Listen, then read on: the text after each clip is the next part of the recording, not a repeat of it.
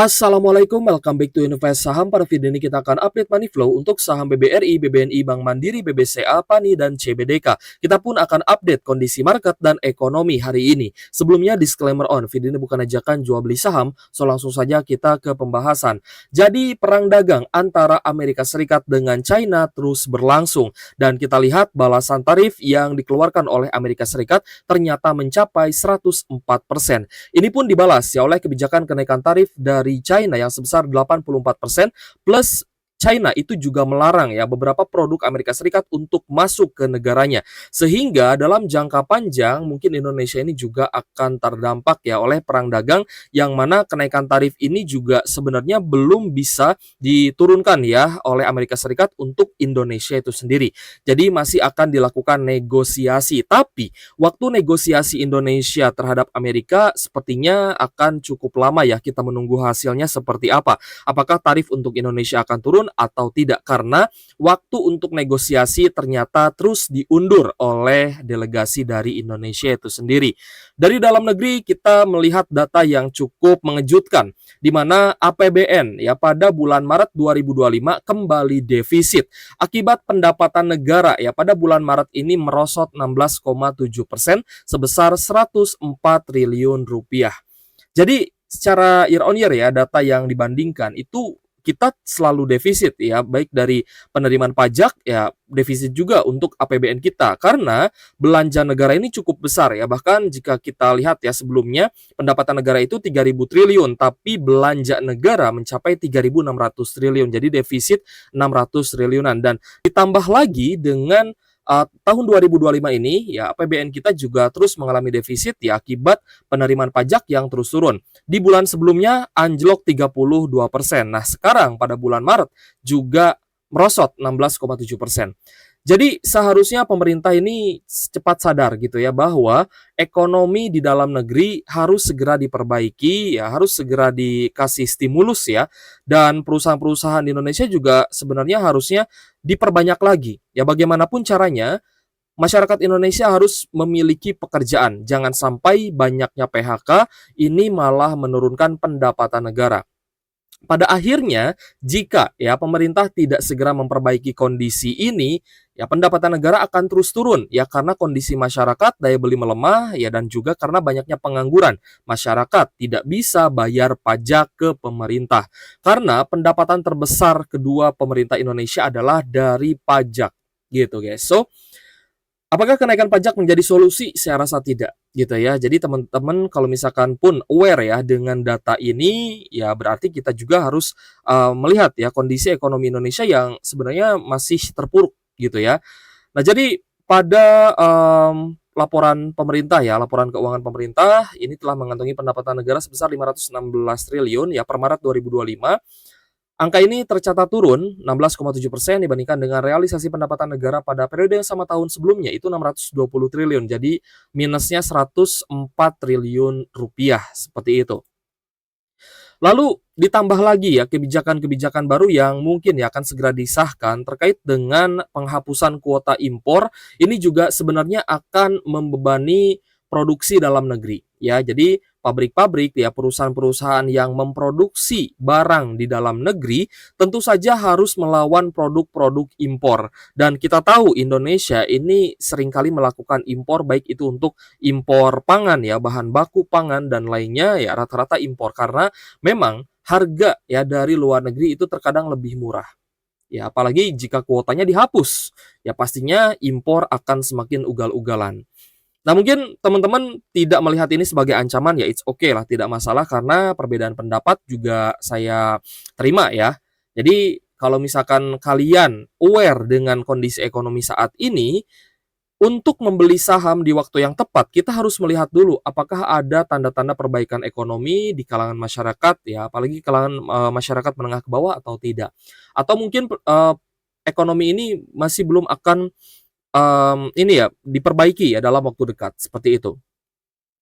Lalu terkait dengan TKDN, TKDN kemungkinan juga bisa saja persentasenya bisa turun ya karena uh, Presiden Prabowo meminta TKDN ini lebih fleksibel dan realistis gitu ya. Mungkin juga bisa diganti dengan insentif. Nah, Ini pastinya kita akan lihat dampak ke depannya seperti apa ya, apakah memang akan membebani ya pada produksi dalam negeri atau tidak ya. Karena tadi kuota impor juga dibuka selebar-lebarnya ya, kuota impornya dihapus, ya impornya berarti kan terbuka.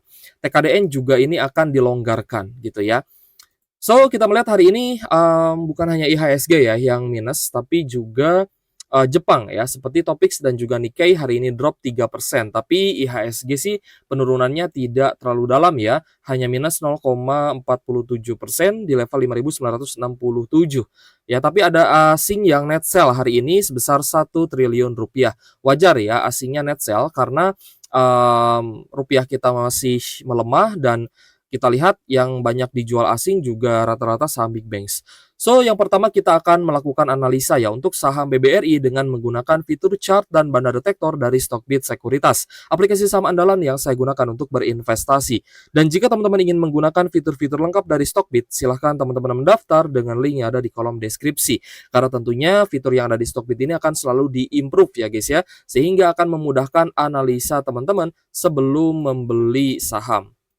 Nah, jadi, banyak sekali pertanyaan guys ya, apakah ini waktu yang tepat untuk beli saham, kapan waktunya beli saham gitu ya, kapan kita borong gitu ya. Karena pastinya teman-teman yang sudah gajian ya ini sangat greget ya untuk membeli saham di harga sekarang. Ya karena kemarin kan sempat, turun lagi ya, lalu ada tanda-tanda kenaikan dan hari ini cukup sideways. Nah, jadi untuk BBRI sebentar lagi akan bagi dividen ya guys ya, pertimbangkan kembali apakah akan tambah muatan di hari Kumdet ya besok atau tidak. Untuk BBRI hari ini ada distribusi ya, terutama dari ZPK, ZBKYU ya, dan kita lihat investor domestik dan juga retail ini masih setia melakukan akumulasi. Asing net sell 605 miliar hari ini.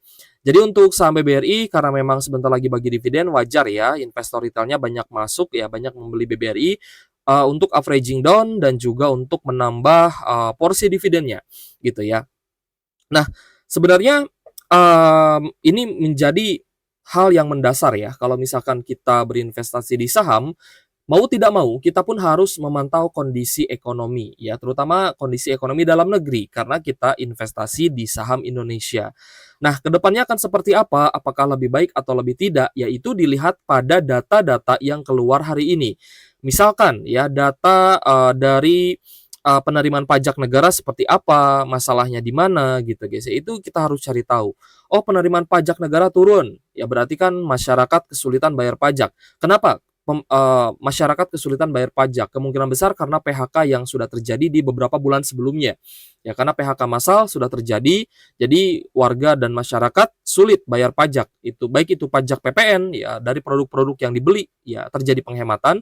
Lalu juga PPH ya, pajak penghasilan dan juga dari pajak kendaraan. Itu pasti akan nunggak gitu ya.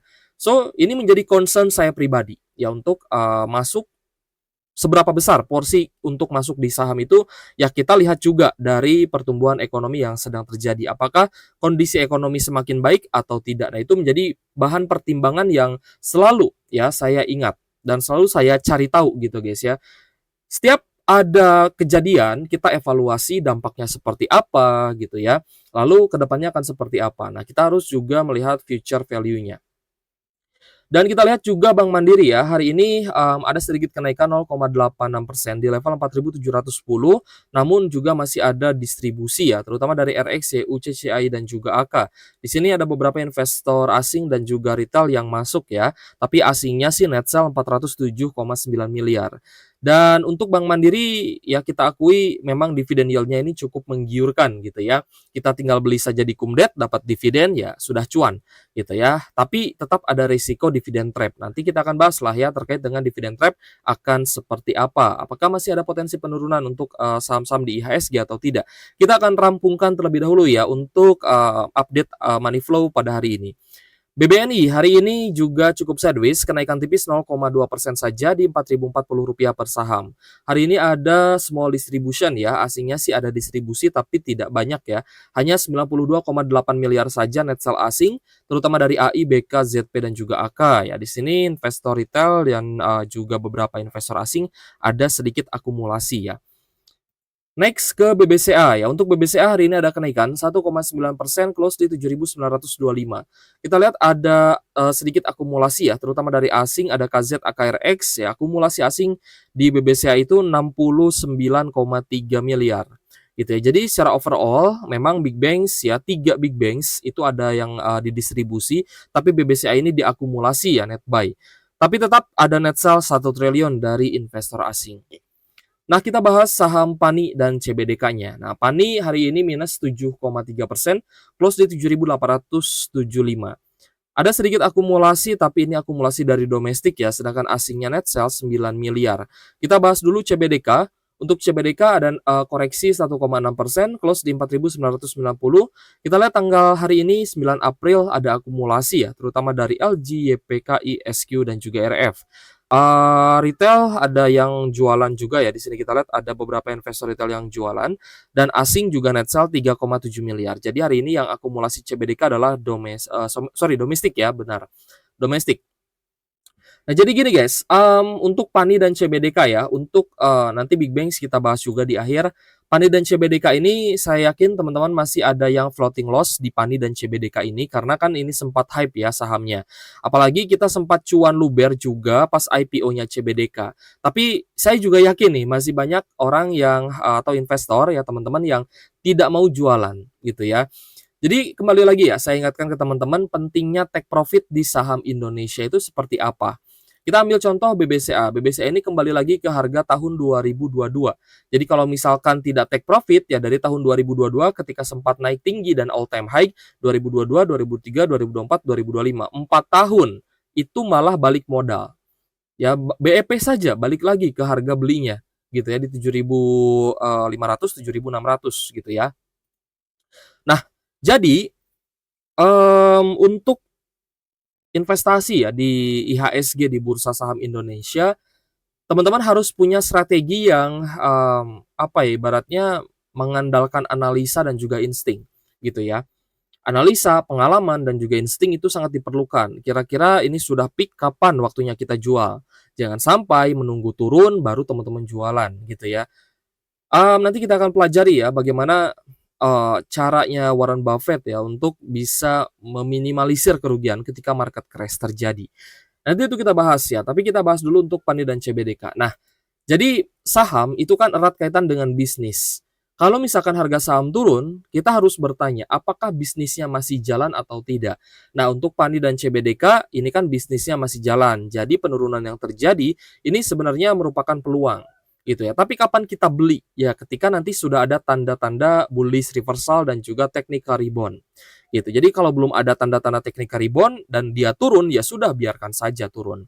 Begitupun juga dengan saham-saham big banks. Kalau misalkan belum ada tanda-tanda technical rebound dan belum ada tanda-tanda reboundnya ekonomi Indonesia ya, maka ya saya biarkan saja dulu gitu ya. Biarkan dia mengalir, mau naik, mau turun ya, mau sideways ya dibiarkan saja dulu.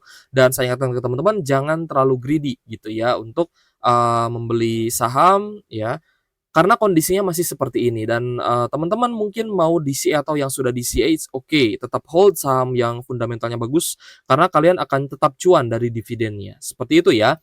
Dan terakhir untuk teman-teman yang ingin melihat ya rencana-rencana pembagian dividen dari emiten-emiten yang ada di Bursa Efek, teman-teman juga bisa melihatnya di kalender dividen Stockbit gitu ya. Jadi di sini sudah disediakan dividennya berapa, harga terakhirnya berapa, tanggal come date-nya kapan gitu ya. Come date dividen adalah hari terakhir teman-teman beli saham untuk dapat dividen. Misalkan di sini BBTN, come date dividennya di 14 April, berarti teman-teman terakhir beli BBTN untuk dapat dividen adalah di 14 April. Begitupun juga dengan BBNI ya di 14 April 2025. Ex-date berarti teman-teman tidak dapat dividen lagi jika kalian beli di 15 April, tapi kalian bisa mendapatkan harga yang lebih murah ya karena nanti akan ada dividen trap yang terjadi. Seperti itu. Nah, ini juga kesempatan untuk teman-teman yang mau averaging down saham. Oke guys, jika ada pertanyaan boleh tulis saja di kolom komentar ya. Terima kasih sudah menonton dan semoga bermanfaat untuk teman-teman. Sekali lagi untuk teman-teman yang ingin menggunakan fitur-fitur lengkap dari Stockbit, silahkan teman-teman mendaftar dengan link yang ada di kolom deskripsi. Oke guys, thank you for watching. See you on the next video. Wassalamualaikum warahmatullahi wabarakatuh.